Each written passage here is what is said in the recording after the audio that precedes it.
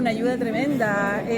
Nuestra mesa decidió por la parte económica. Entonces nosotros vamos a realizar una feria donde van a participar todas las comunidades, donde vamos a atender al público con música, con todo, con alimentación, con artesanía mapuche, por nuestra gente, y que esto sirva para las comunidades para tener un poco de recursos que hacen tanta falta en estos tiempos.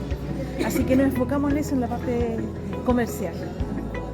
La verdad es que feliz de poder participar de esta linda y hermosa actividad, que es el PAT, que va en beneficio de nuestro territorio, de nuestras mesas. Es una iniciativa muy bonita, en la cual va en directo beneficio a nuestro LOF, a nuestra comunidad y a nuestros niños, que delante se decía que se estaba perdiendo nuestra lengua. Efectivamente se está perdiendo nuestra lengua. Y con este programa también estamos dando iniciativas para que no se pierda, porque desde aquí podemos avanzar. Estamos hoy día acá en la ciudad de Temuco certificando 48 iniciativas del programa PAT Araucanía, que son iniciativas territoriales. Estamos muy contentos porque son proyectos 100% de índole territorial, es decir, son proyectos colectivos, asociativos, que permiten, digamos, fortalecer los lazos territoriales, el trabajo comunitario en los territorios y visibilizar también el trabajo interno que están haciendo en muchos territorios, y muy buenos y destacados también proyectos e iniciativas.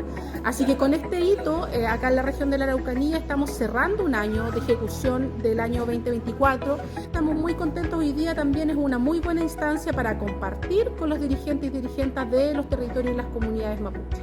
Estamos en la actividad de cierre del año 2024 del programa de acción territorial, el PAT, que este año tuvo un reinicio con un llamado a concurso a mesas territoriales autogestionadas para que pudieran ser adjudicatarias de este importante programa.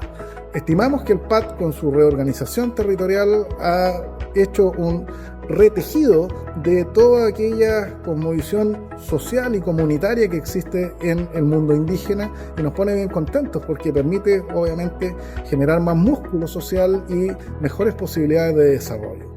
Esa es la apuesta de este programa: la comunidad, la colectividad y obviamente la visión desde ellos para poder ayudarnos nosotros con las herramientas que tenemos. Gobierno de Chile. Chile avanza contigo.